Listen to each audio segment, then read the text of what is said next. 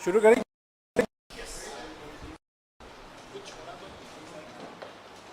नमस्कार साथियों, आज एक बहुत महत्वपूर्ण और गंभीर मसले पर आपको अभिषेक सिंघवी जी संबोधित करेंगे।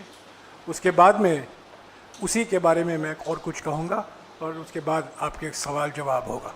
अभिषेक सिंघवी जी।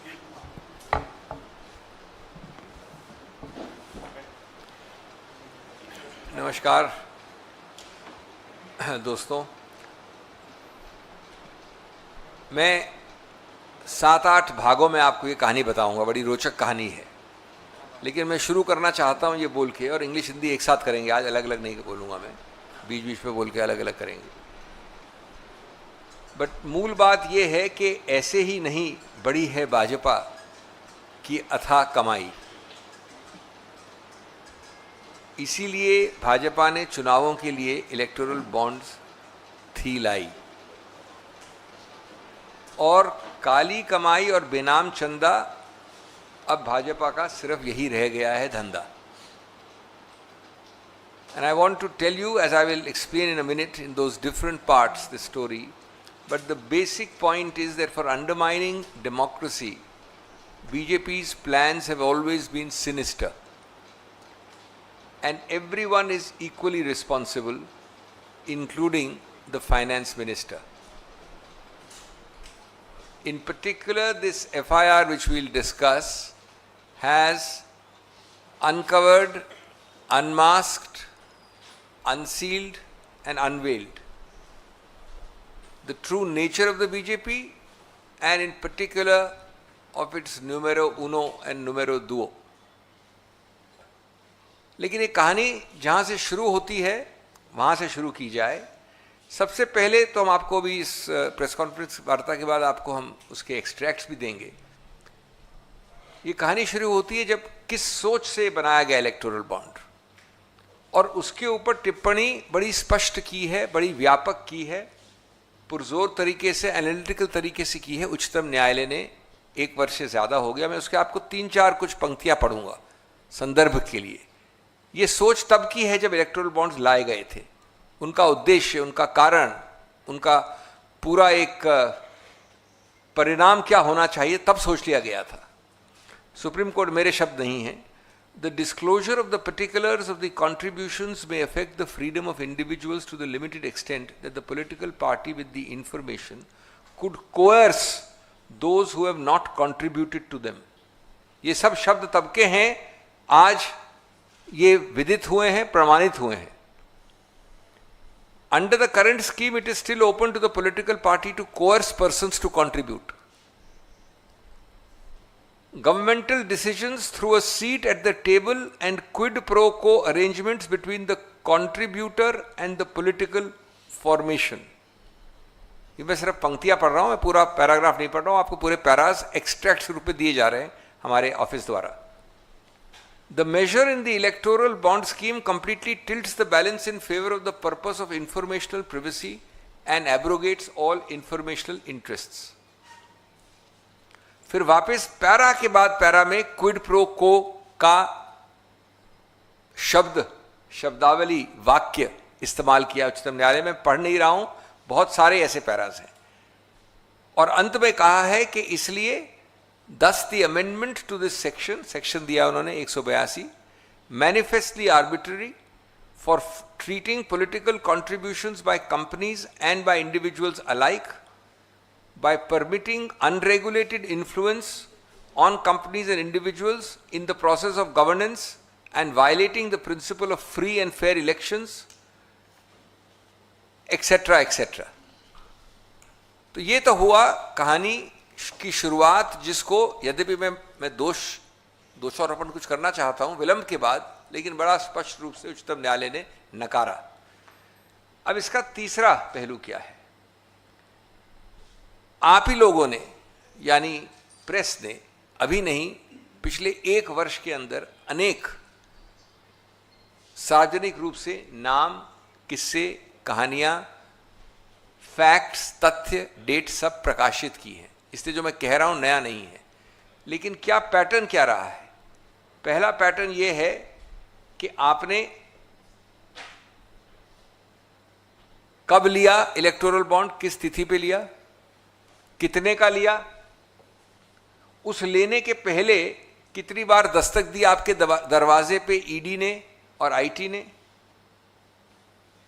उस दस्तक के बाद आपको कितनी प्रताड़नाएं सहनी पड़ी, कभी जेल के अंदर या जेल के बाहर, और उसके बाद ये जादुई छड़ी हुई कि आपने खरीदा इलेक्टोरल बॉन्ड, आपने स्वतः खरीदा, ये आपको विश्वास दिलाया जा रहा है, स्वतः इन्वर्टेड कॉमर्स में है, इलेक्टोरल बॉन्ड खरीदा, और उस जादुई छड़ी के बाद या तो आप रिहा हो गए या आपके पूरी कार्रवाई पे ढील दी गई। इसके ये तीसरा पक्ष है, इसके उदाहरण दसों हैं, मेरे काबिल मित्र आपको कई उदाहरण देंगे। एक उदाहरण है गेमिंग के विषय में, हैदराबाद से है। दूसरा उदाहरण है उन व्यक्तियों का जिनके केसेस आपके सामने आए, वो भी हैदराबाद से हैं, उनमें से कोई अप्रूवर बना, किसी ने किस्सा कहानी सुनाई पहले बिल्कुल विपरीत बोलने के बाद, और अंत में उनको छोड़ा गया या बेल मिली इलेक्टोरल बॉन्ड्स बहुत बड़े बड़े अमाउंट्स के खरीदने के बाद। तीसरा उदाहरण एक ऐसी कंपनी का है जिसको लगता है वो एक ही कंपनी है जो सभी इंफ्रास्ट्रक्चर कॉन्ट्रैक्ट्स ले लेती है भारत सरकार के, जम्मू कश्मीर से लेकर दक्षिण तक जो बड़े बड़े कॉन्ट्रैक्ट्स होते हैं वो वही लेती है। इसने लगभग 1000 करोड़ या 900 करोड़ का आंकड़ा एक कंपनी का इलेक्टोरल बॉन्ड्स खरीदे हैं। कई कार्रवाई हो रही हैं, हुई, चली, रुक गई, थम गई। उसके बाद इस प्रकार की और कंपनियां हैं आंध्र प्रदेश में, मैं तेलंगाना की बात नहीं कर रहा हूं जहां के और उदाहरण थे, दक्षिण में, इत्यादि इत्यादि। और कई तो ऐसे उदाहरण हैं, ये सब आपको हम एक लिखित रूप में देंगे, छपा हुआ है, आप ही लोगों ने छापा है। एक ऐसे ग्रुप की है जिसका पूरा का पूरा पेड अप कैपिटल, पूरा का पूरा पूंजी, पूरा का पूरा जो उसकी क्षमता है वो एक आंशिक रूप से 100 करोड़ की भी नहीं होगी। उन्होंने 500-500 करोड़ के इलेक्टोरल बॉन्ड्स खरीदे हैं। ये इसका तीसरा पहलू है। उच्चतम न्यायालय का एक्सट्रैक्ट्स के बाद ये उसका तीसरा पहलू है। अब चौथा पहलू जो एफआईआर की बात है, ये याद रहे, इसके सबसे महत्वपूर्ण मुद्दा ये है कि ये एफआईआर ऐसा नहीं है कि मैं रास्ते चलते उठा के एफआईआर डायल कर दी, ये पुलिस अफसर बैठे इनको मैंने दे दी उठा के एफआईआर, और किसी प्रदेश में उस पुलिस अफसर ने वो एफआईआर शुरू कर दी। जी नहीं, एक प्रावधान होता है, मैं तकनीकी नहीं होना चाहता, उस प्रावधान के अंतर्गत एक फिल्टर होता है, एक जांच होती है प्राथमिक रूप से। उस जांच के आधार पर न्यायालय, न्यायाधीश किसी भी दर्जे का हो जिसके पास अधिकार क्षेत्र है, वो उसको सोच समझ के एक आदेश देता है कि इसमें प्रथम दृष्टीय रूप से एक दंडनीय चीज हुई है, एक ऑफेंस है, प्राथमिक रूप से ये प्रावधान है जो इसमें उठ सकते हैं, आप इसको देखकर तुरंत एफआईआर दायर कीजिए। और यही हुआ, यही प्रक्रिया हुई कर्नाटक में इस एफआईआर में। एफआईआर में क्या कहा गया है? एक्यूज्ड 1 वित्त मंत्री, accused 2 ED officials, accused 3 BJP officials, accused 4 Nalin Kumar Kateel and other constitutional office bearers. इसका भी आपको एक्सट्रैक्ट दे रहे हैं, ट्रांसलेशन दे रहे हैं इसका भी आप। Conspired and extorted more than 8,000 crores from the CEO and MD of MNC and TNC corporate companies in the name of electoral bonds. Accused A1 with the help of A2 has made thousands of crores of money in a secret way for the benefit of A3 at the national level and accused 4 at the Karnataka state level. A1, that is the Honorable Finance Minister, raided and seized several corporate companies by using accused A2 and seized CEOs and MDs of the corporate companies. Fearing the attack of accused A2, many corporate companies were forced to buy electoral bonds worth crores. उसके बाद नाम दिए हैं, आंकड़े दिए हैं, 230 करोड़ एक case में और कई करोड़, सब लिखा है एफआईआर में। और अंत में लिखा है कि इन प्रावधानों के अंतर्गत, इन आईपीसी और आजकल जो नई संहिता है उसके अंतर्गत ये आरोप बनता है। और कुल आंकड़ा है 8,000 करोड़ का।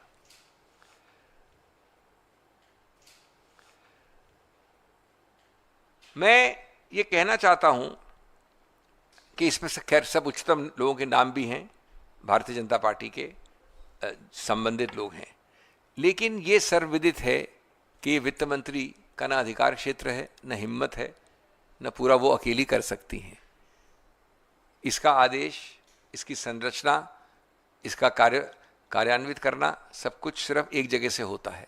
हम जानते हैं नंबर 1 कौन है, नंबर 2 कौन है, हम जानते हैं कि कैसे हुआ, क्यों हुआ, किसके आदेश में हुआ, किसके निरीक्षण परीक्षण में हुआ।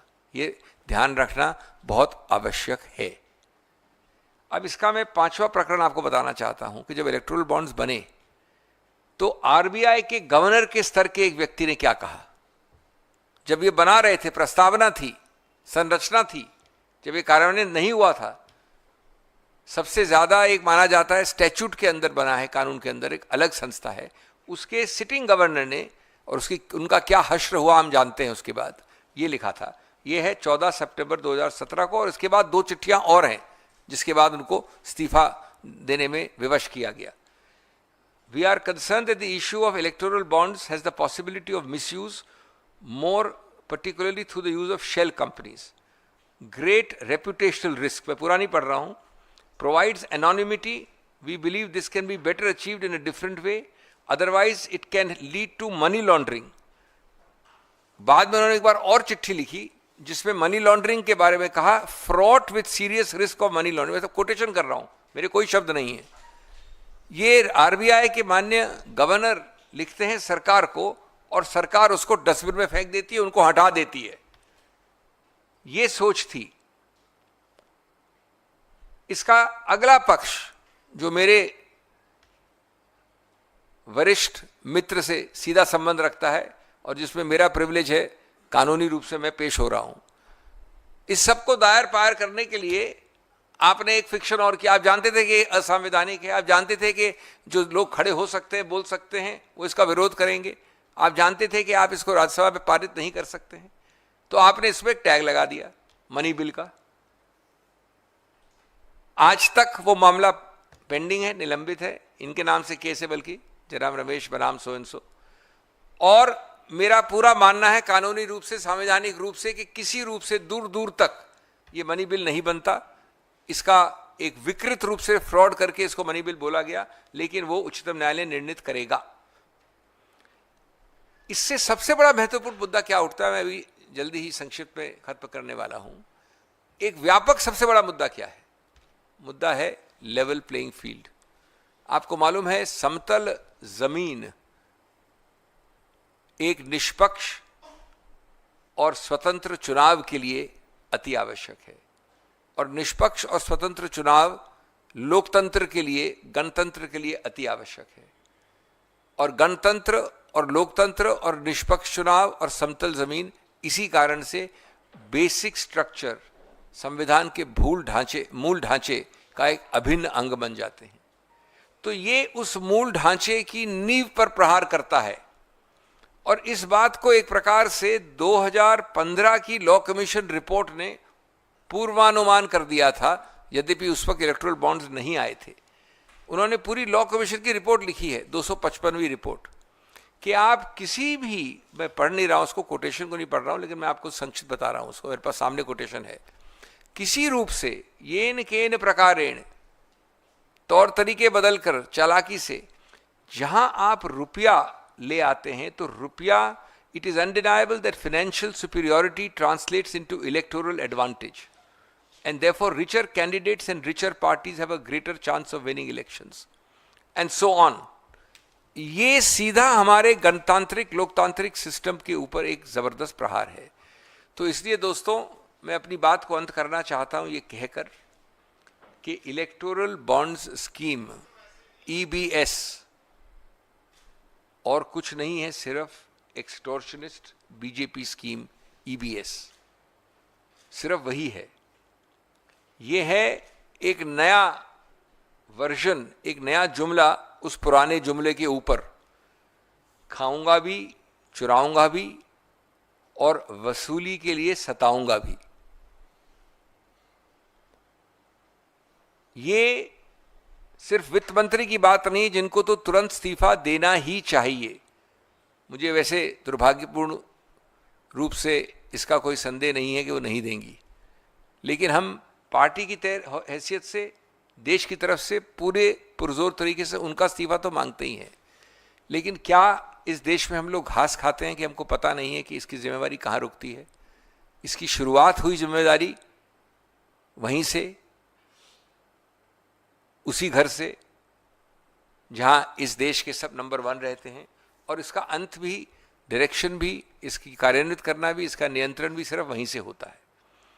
मैं अंत करूंगा बात दोहराकर माननीय राहुल गांधी जी की, जिन्होंने एक एंटायर करप्शन साइंस की बात की थी इस विषय में, और कहा था कि उन्होंने हमको एक टेक्नोलॉजी सिखाई है, बीजेपी ने एक पूरी साइंस बना दी है कि छापा डालकर चंदे की वसूली कैसे होती है। ये उनके शब्द हैं, काफ़ी निकट अभी हाल में कहे गए हैं।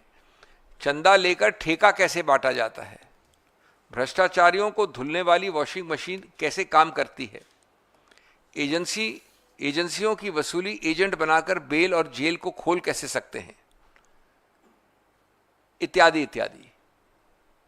तो ये आपने एक बहुत जबरदस्त षड्यंत्र, कॉन्स्पिरेसी देखी है। अंत में दोस्तों मैं ये कहना चाहूँगा कि ये एक न्यायिक शुरुआत है। ये न्यायपालिका और न्यायाधीश द्वारा माइंड अप्लाई कर एक शुरुआत, इनिशिएशन है। हम आशा और विश्वास करते हैं कि न्यायिक प्रक्रिया द्वारा जो लोग इस महान षड्यंत्र में, जिसमें सिर्फ एक एफआईआर में 8,000 करोड़ का आंकड़ा है, उनको समन किया जाएगा। अगला स्टेप होता है समन। उनके स्टेटमेंट्स रिकॉर्ड किए जाएंगे और उनके आधार पर उनको गिरफ्तार किया जाएगा। ये फौजदारी कानून का एक ऐसी प्रक्रिया है जो इनके लिए भी बराबर है, हमारे लिए भी बराबर है। यद्यपि पिछले 10-12 सालों में इसका द्वेषपूर्ण इस्तेमाल सिर्फ एक तबके के लिए किया गया है, राजनीतिक प्रतिद्वंदियों के विरुद्ध। लेकिन आज अगर ये केस बनता है सीधा समन्स का, इंटेरोगेशन का, गिरफ्तारी का, तो इससे बेहतर केस कोई हो नहीं सकता। लेकिन मैं समझता हूं कि उससे पहले आंख की शर्म आती है, और आंख की शर्म कम से कम न्यूनतम रूप से ये इस्तीफा तुरंत मांगती है। धन्यवाद। शुक्रिया सिंघवी जी। मैं कुछ बातें कहूँगा पृष्ठभूमि को लेकर। आपको याद होगा 15 फरवरी 2024 को सुप्रीम कोर्ट ने अपना फैसला सुनाया था कि इलेक्ट्रल बॉन्ड स्कीम गैर संवैधानिक है, ये संविधान के खिलाफ है, उसको अनकॉन्स्टिट्यूशनल घोषित किया सुप्रीम कोर्ट ने। इसके बाद 21 मार्च 2024 को सुप्रीम कोर्ट के दबाव के कारण एसबीआई ने, स्टेट बैंक ऑफ इंडिया ने सारी जानकारी पब्लिक में डाल दी। किसने इलेक्ट्रल बॉन्ड खरीदा है, कब खरीदा है, और किन किन पार्टियों को फायदा पहुंचा है। ये 21 मार्च 2024 को ये जानकारी प्रकाशित हुई। उसी 2 दिन बाद, यानी कि 31 मार्च 2024 को हमारी पार्टी ने उस जानकारी को लेकर पाइथन कोड, आपको याद होगा, पाइथन कोड के इस्तेमाल करके हम लोगों ने 4 रास्ते ढूंढ निकाले जिससे ये षड्यंत्र रचा गया। और मैं आपको याद दिलाना चाहता हूं ये 4 रास्ते क्या थे। पहला रास्ता था चंदा दो धंधा लो। ये सीधा रास्ता था, चंदा दो धंधा लो। दूसरा रास्ता था ठेका लो धंधा चंदा दो। क्या फर्क है इन दोनों में? पहला रास्ता चंदा दो धंधा लो, ये प्रीपेड हो गया। दूसरा रास्ता जो था, ठेका लो चंदा दो या रिश्वत दो, उसको कह सकते हैं रिश्वत दो, ये पोस्ट पेड हो गया। तो पहला रास्ता प्रीपेड था रास्ता, दूसरा रास्ता पोस्ट पेड रास्ता था। अब देखिए तीसरा रास्ता क्या था जो इस एफआईआर के संदर्भ में अहम महत्व रखता है, और यह तीसरा रास्ता था हफ्ता वसूली। और यह हफ्ता वसूली का दूसरा नाम पोस्ट रेड, पोस्ट पेड नहीं, पोस्ट रेड। ऐसे कई कंपनियां थी जिन पर रेड हुआ, उन्होंने इलेक्ट्रल बॉन्ड खरीदा और वो छूट गए, ईडी के जाल से छूट गए। तो ईडी का इस्तेमाल, भारी इस्तेमाल हुआ इस तीसरे रास्ते में, यानी कि हफ्ता वसूली रास्ते में, पोस्ट रेड रास्ते में। और चौथा रास्ता था फर्जी कंपनी। आज भी नहीं पता चल पाया है इन फर्जी कंपनियों का असली मालिक कौन है। हम अनुमान लगा सकते हैं क्योंकि हमारे देश में शेल कंपनियों के कई उस्ताद हैं, तो हो सकता है, वास्तविक है कि ये शेल कंपनी भी उन्हीं के होंगे। तो ये चार रास्ते कुल मिलाकर बीजेपी को 5.5 साल में 6,000 करोड़ रुपए से भी ज्यादा चंदा वो इकट्ठा कर पाए। चंदा दो धंधा लो प्रीपेड, ठेका लो रिश्वत दो पोस्टपेड, हफ्ता वसूली पोस्ट रेड, और चौथा फर्जी कंपनी। तो ये है बैकग्राउंड, ये है पृष्ठभूमि इस एफआईआर का। 4 महीने से हम मांग कर रहे हैं कि एक एसआईटी होना चाहिए सुप्रीम कोर्ट में, ताकि पूरा खुलासा हो, किन्होंने फायदा उठाया है इलेक्ट्रल बॉन्ड का, क्यों इलेक्ट्रल बॉन्ड उन्होंने खरीदा, उन पर क्या धमकियां दी गई थी, ईडी, इनकम टैक्स और सीबीआई का कैसा दुरुइस्तेमाल हुआ, दुरुपयोग हुआ, ताकि कंपनियों को मजबूरी वो इलेक्ट्रल बॉन्ड उनको खरीदना ही पड़ा। हमने ये मांग करते आए हैं।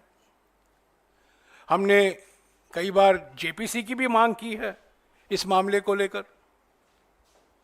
पर परसों दिन एक बेंगलुरु के एक विशेष कोर्ट के आदेश अनुसार एक एफआईआर दर्ज हुआ है, और अभी अभी सिंघवी जी ने आपको बताया है अगले कदम क्या होंगे। समन्स होगा, स्टेटमेंट रिकॉर्ड किया जाएगा, पर ये बात जो उन्होंने कही है मैं उसको फिर से दोहराऊंगा। इस एफआईआर में हमारे कहने से नहीं, कोर्ट के कहने से,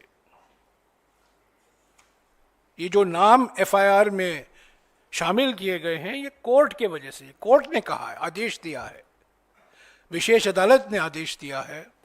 एक्यूज नंबर 1 सर्वोपरि देश के हमारे वित्त मंत्री हैं, उनको फौरन इस्तीफा देना चाहिए,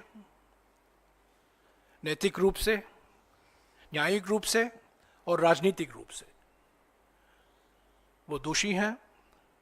ईडी, इनकम टैक्स, ये 2 संस्थाएं सीधे वित्त मंत्रालय से जुड़े हुए हैं,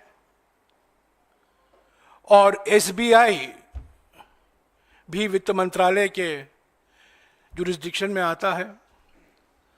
तो एक्यूज नंबर 1 जो हमारे यूनियन वित्त मंत्री हैं, भारत के वित्त मंत्री हैं, उनको फौरन इस्तीफा देना चाहिए। ऐसे तो जो कार्रवाई होनी है न्यायिक रूप से, अभी अभी जो सिंघवी साहब ने कहा है वो किया जाएगा, वो चलता रहेगा। पर आज हमारी मांग है इस एफआईआर को मद्देनजर रखते हुए वित्त मंत्री का इस्तीफा अनिवार्य है। शुक्रिया। अगर आपके कुछ सवाल हैं अभी आप पूछ सकते हैं। हाँ जी।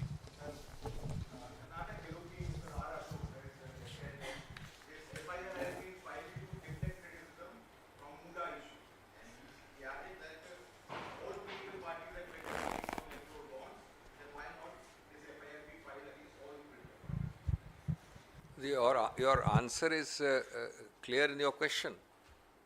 Which person has said that the Congress or any congressman had the power, even much less the actual action, of going and telling him, please buy this bond, otherwise I will harass you, otherwise I will do this, that.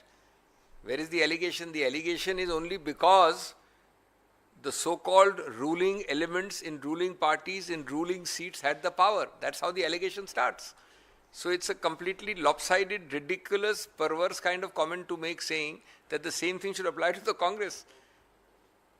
No other party in this country for the last 12 years has not only had this power, but has exercised it so brazenly, so perversely, so malafide. So the allegation is based on that who exercises the power. देखिए FIR क्यों दर्ज हुआ? FIR इसलिए दर्ज हुआ है क्योंकि संस्थाओं का दुरुपयोग हुआ है, धमकी दी गई है, उत्पीड़न हुआ है। जैसा कि मैंने कहा, हफ्ता वसूली का रास्ता अपनाया गया है और कोर्ट ने कहा है ये एक्सटॉर्शन है, धमकी देकर चंदा लिया गया है। वही तो मूल कारण है, मूल बात तो ये है। और पिछले 10 साल से ईडी हमारे हाथ, कांग्रेस पार्टी के हाथ में नहीं है, इनकम टैक्स हमारे हाथ में नहीं है, सीबीआई हमारे हाथ में नहीं है, तो हम कैसे इन संस्थाओं का दुरुपयोग कर सकते हैं? अगर इन संस्थाओं का दुरुपयोग हुआ है, जो कोर्ट ने माना है और कोर्ट ने कहा है, तो वास्तविक है कि गुनहगार तो बीजेपी है, बीजेपी पार्टी है, बीजेपी के नेता हैं।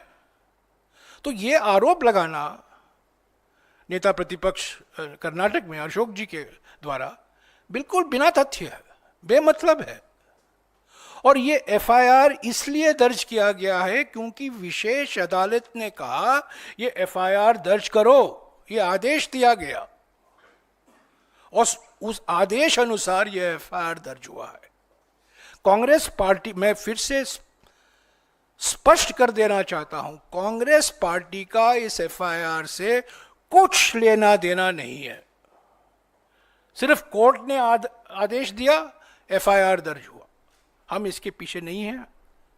जो व्यक्ति विशेष अदालत गए थे वो कांग्रेस कार्यकर्ता नहीं है, कांग्रेस का उनके साथ कोई संबंध नहीं है। पर यह बात सही है कि 4 महीने पहले मैंने खुद ये 4 रास्ते ढूंढ निकाले थे पाइथन कोड के द्वारा और ये जनता के सामने हमने रखा था। सभी पार्टियों को इलेक्टोरल बॉन्ड मिला है, पर बीजेपी एकमात्र पॉलिटिकल पार्टी है जिसने ईडी, इनकम टैक्स और सीबीआई का दुरुपयोग करके चंदा इकट्ठा किया है। वो हफ्ता वसूली का रास्ता सिर्फ बीजेपी ही ने अपनाया है और कोई पार्टी अपनाने की स्थिति में नहीं थी, क्योंकि इन संस्थाओं का कंट्रोल इनके हाथ में है और खास तौर से वित्त मंत्री के हाथ में है।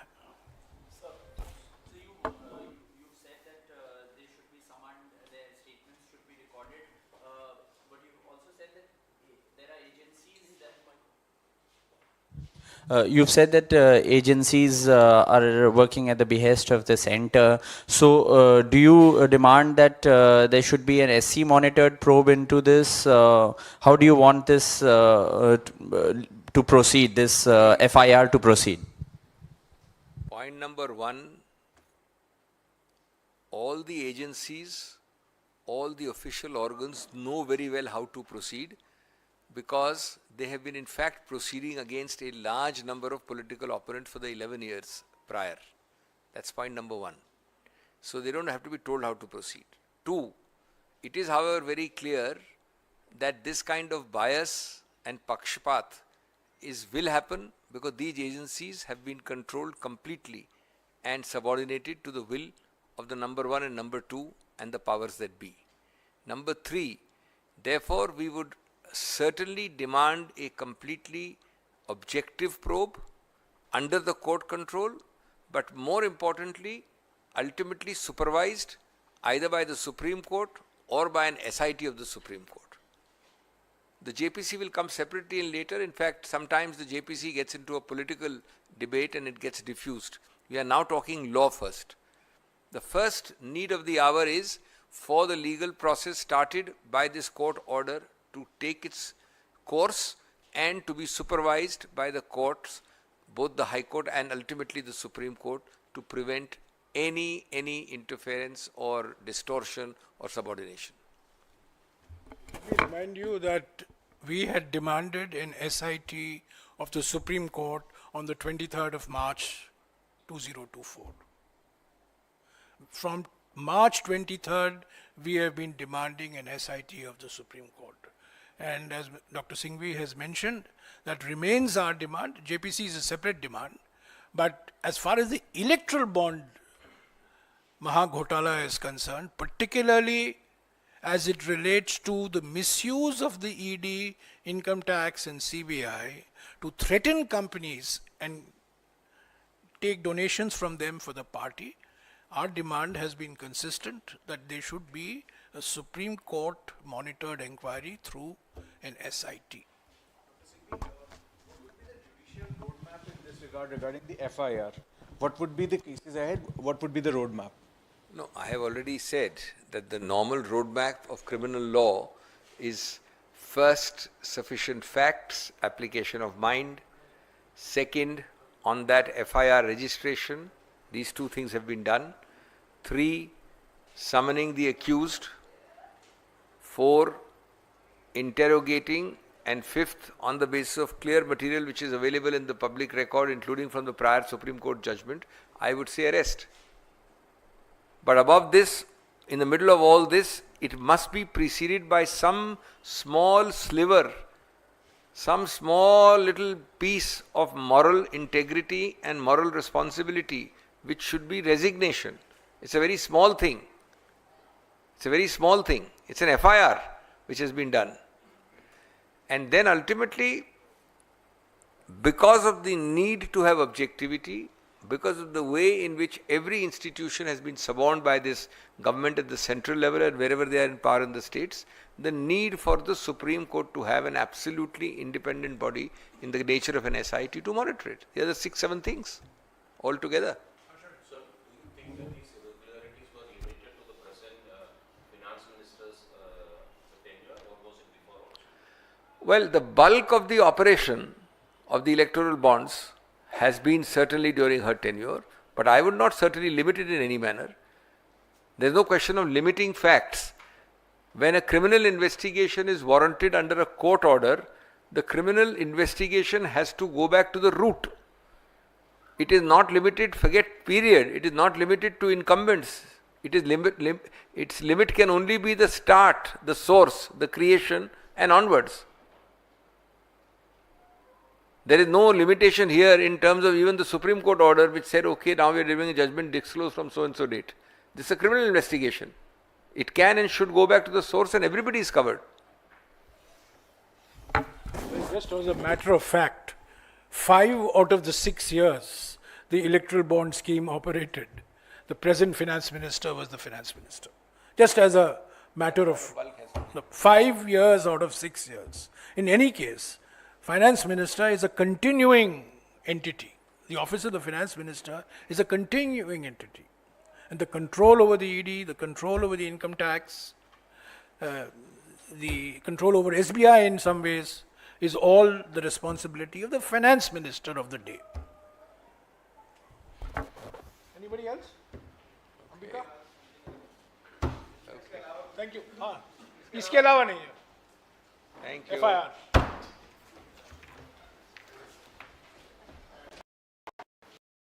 कल